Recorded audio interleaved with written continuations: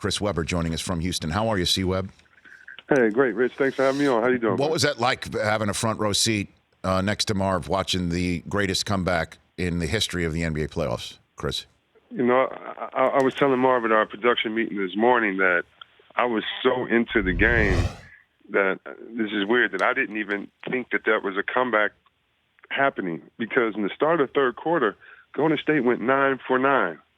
And so, you know, they play well in the third quarter. And so I'm thinking, yeah, this is going to be tough. You just got to play hard and win the next quarter, and just so you can go watch film. And it was one of the most remarkable things that I've ever seen. And what probably is the most remarkable is those guys actually believed that they could come back. If they would have lost, being the Clippers, they would have been so disappointed. And my whole thing was, you're playing the champs at home. You're down 31. There's no way in hell you can come back. And so that's the great thing about sports, man. It was awesome. And sitting there next to the voice, That's Marv, right. there's no better way to watch that game. Well, you know how I feel about him. You and I have had conversations about that. How real is this, though? Obviously, Boogie Cousins is out for the rest of this series. He could be out for the rest of the postseason should the Warriors advance. But how realistic is it for the Clippers to win 3 out of the remaining 5 games here? Well, they've shown me that anything's possible, I tell you that. But I think they're going to not. I don't think that they should use that game as the template of how to play and get down early. I think it's possible for them to win, but more so if I'm Houston, more so if I'm guys that are coming next, I'm happy about this series, because there's no way you can play the Clippers and come out better than you started the series. They're going to be worse for the wear. And so I don't know if they really have a chance, but you never know. But they're going to have an impact on the next series, I feel. Even if Golden State goes on to win the championship, they're going to feel the effects in any series of playing this Clipper team. They're not. You can't be better. And without Boogie Cousins, I'm not really. I feel bad for him. But as for the team, the years that they played well, Bogut was their center, and it was because he facilitated and he kept the movement going on the offensive end. So offensively, I don't think they're going to miss anything. But as a team, they really wanted to win one for Boogie, and so I don't know if that'll take away some incentive or motivation for him, but I doubt it, because they're the champs and they're just trying to get 3 in a row right now. Your colleague, Chris, in Barkley, told Dan Patrick this morning he thinks the Blazers are going to win the West. Do you think the West is open for business here? I don't know. You know, anytime you have Golden State, I can't say that the West is open. And Houston, by the way, is a pretty good team. And if they wouldn't have missed 27 3-pointers in Game 7 last year, they would have gone to the championship. So 27 in a row. I don't think necessarily the West is that wide open. But that's why I love Chuck. He sees other things and he lets you know about them. But for me, my money's still with Golden State or Houston, because just they have so much firepower. They can play fast, they can play slow, and they have players that are transcendent players. So I still think it's Golden State or Houston. Well, one of the reasons why I bring it up is not only because Charles, obviously knows what's what, but you and Charles shared the belief before the season that the Lakers weren't even close to a playoff team, and you were the only guys saying something like that. And lo and behold, Lakers didn't even come close. I'm wondering what you think of the Lakers' maneuvers over the last couple of weeks, from Magic to letting Luke go, basically walk to Sacramento. And I'm wondering what you think about the next few weeks here for Los Angeles, Chris. Yeah, well, first of all, shout out to Vlade for, pouncing on that situation right away and making sure that, he was the benefactor of getting a really good coach, because Luke is a really good coach. Let's just think about this. When you look at the young kid out there in New York, the point guard, and he's playing so well. You look at Julius Randle, another kid out there in New Orleans. And then you look at Kuzma, Ball, and their young starters, in Ingram. If you would have just kept that team, they would be the best young team in the NBA. Now, they may make the playoffs, they may not, but they would have been really good. I mean, some great draft picks were some great drafts, some great players were picked in the draft by the Lakers. And so to have to start over, I know, was really tough. But then again, if you get LeBron, you're already ahead of the game. I don't know, very honestly, if they can make the playoffs next year. Of course, we have to see what team they have. But if you do not get shooters around LeBron, if you don't get players that can play his style of play, one of the greatest players to ever touch a basketball, then it really doesn't matter that you have him on the floor because you're not letting him be his best. And I really thought LeBron had a great season this year, but it doesn't matter how great he is if he drives to the hole, draws the defense, and he kicks it out to a guy that can't score. And so I'm wondering. It seems like a lot of disarray. The Lakers aren't the landing spot that maybe the media or people that live in LA think that they are. It's not that lure. It's not, oh my God, I want to go there. A lot of guys can live there in the off season and enjoy LA and not have to play for the Lakers. I think that the Clippers are going to get two super free agents in the All-Star, in the off-season. And I think that Clippers are the new destination in LA. I think the Clippers are where players want to play and where they see themselves in the future. And so if I'm the Lakers, you really have to attack free agency. Think about this. They could have got Bradley Beal before the All-Star break. And if you'd have had Bradley Beal now with LeBron, you only have to worry about one free agent.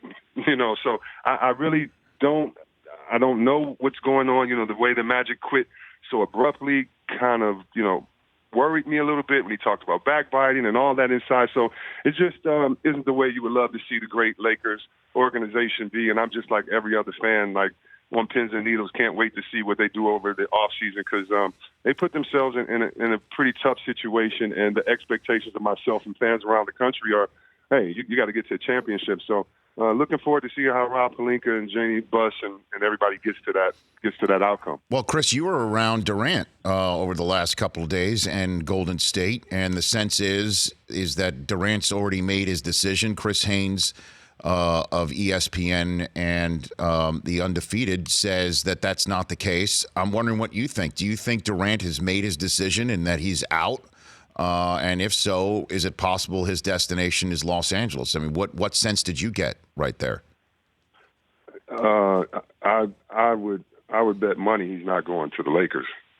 That's just me. But then again, who knows? I would have bet money that he wouldn't have left up 3-1, and I would have bet that he had to go back and beat Golden State. So I really don't know his mentality. I don't claim to know it like that. But I could definitely see him leaving. But again, I think that a lot of reporters, a lot of people want LA to do well, and so they slide the needle to that side and say, hey, I think he's going there. When basketball players and agents, I don't believe that they think the same as that. I don't say it's a done deal with Durant leaving, but sure. I don't think New York is I don't think New York is totally out of the question. I mean, the thing about, so this year we have the most free agents we've ever had in the NBA, almost 40%. Mm-hmm. But the thing that's crazy about the free agents that we have, usually you have free agents that haven't won a championship. So you can go guys like myself or maybe Patrick Ewing or, I don't know, Chuck or getting traded. But the difference is this year you have guys that have won championships. So the incentive isn't the same. Kawhi Leonard doesn't have to go to a team to win a championship right away. He can have the patience to say, hey, we can build. Like, you can have a different pitch for him. Let's say, who else is a free agent? Kyrie. He has a championship. Durant, he has a championship. And so I could see guys going to a place, say, like New York, that hasn't won in a while because they want to bring one championship to a city, and they've already, had their individual time to win, and they can go through the process. So I think that this is a season unlike any other, an off-season going to be an off-season like any other. And that's why it's going to be fun to see what guys get together and go places. But again, LA is the Lakers are not sexy. They're not a place people want to go to just because Magic, Kareem, and Kobe played there.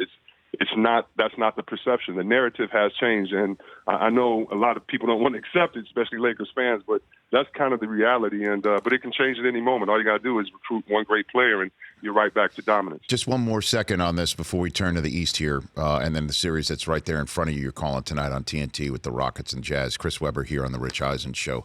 So just again, explain to me the mentality that someone of Durant's caliber and with a team that he's on right now, clearly the class of the NBA, even with everything else that we're talking about, can they be beaten? Sure. One night for sure. Over a span of 7 games? Possibly. I get it. But, I mean, what a situation from coach, ownership to new arena.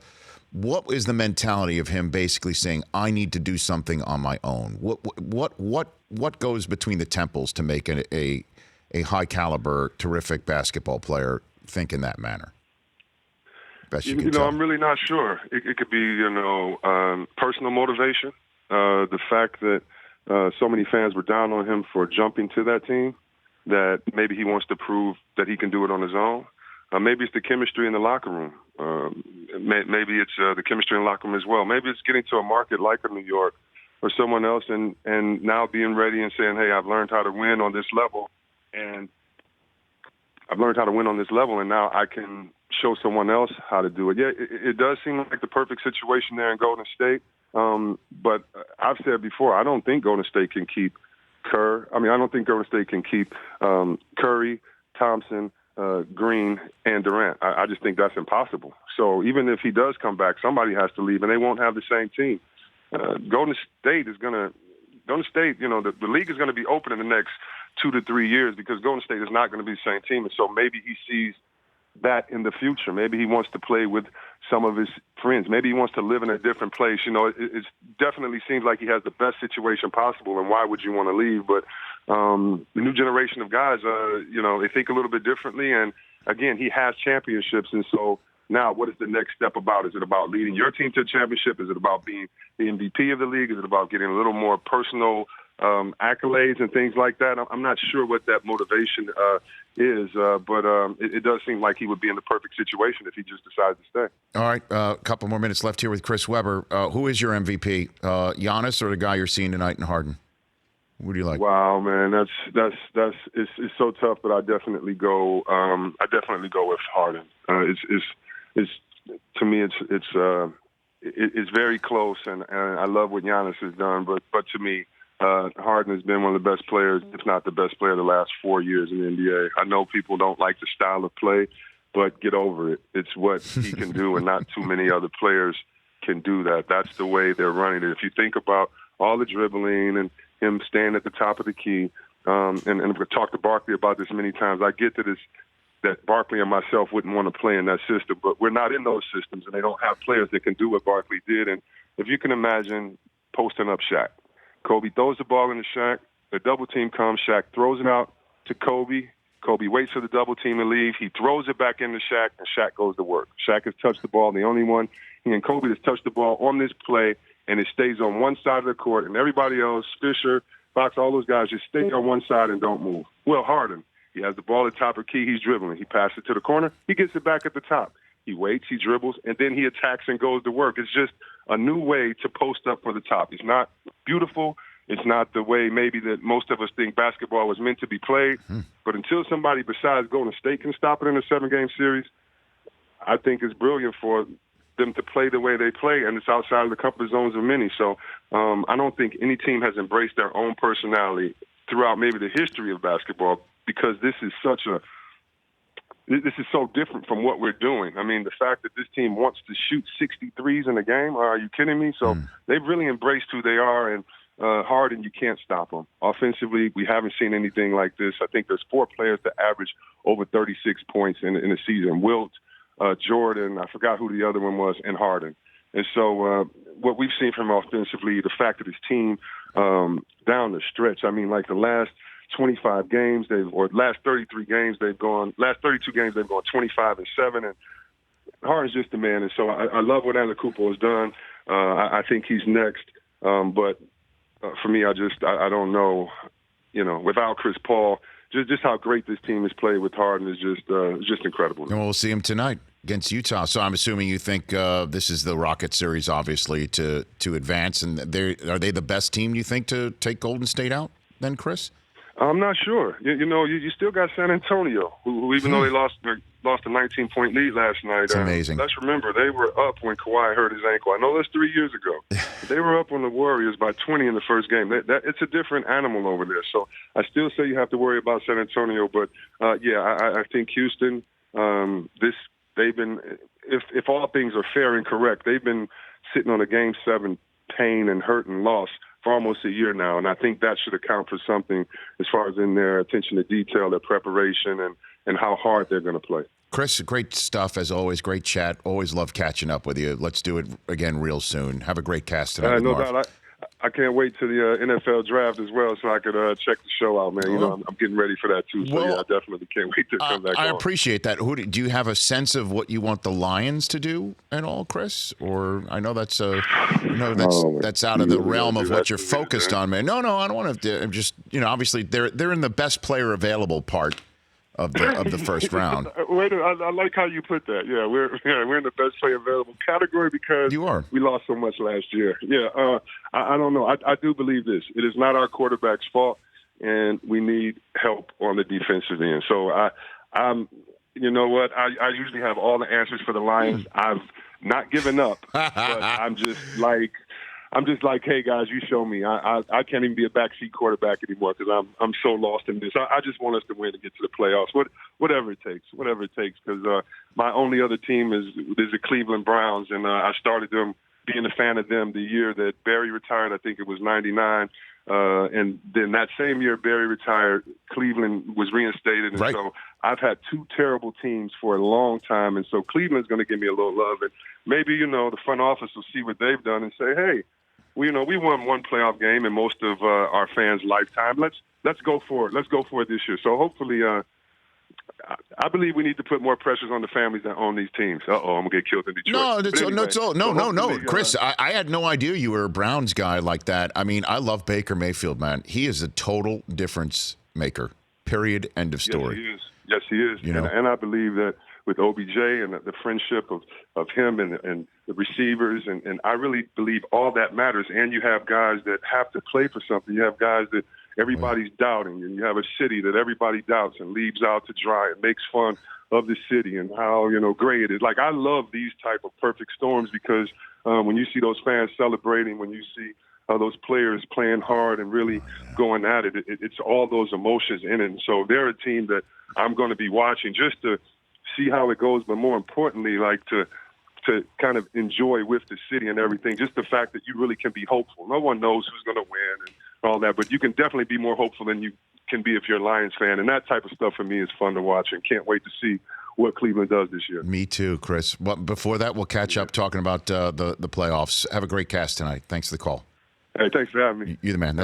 You got it. That's Chris Webber. For more of The Rich Eisen Show, tune to Audience Channel 239 on DirecTV for free on BR Live or download The Rich Eisen Show app.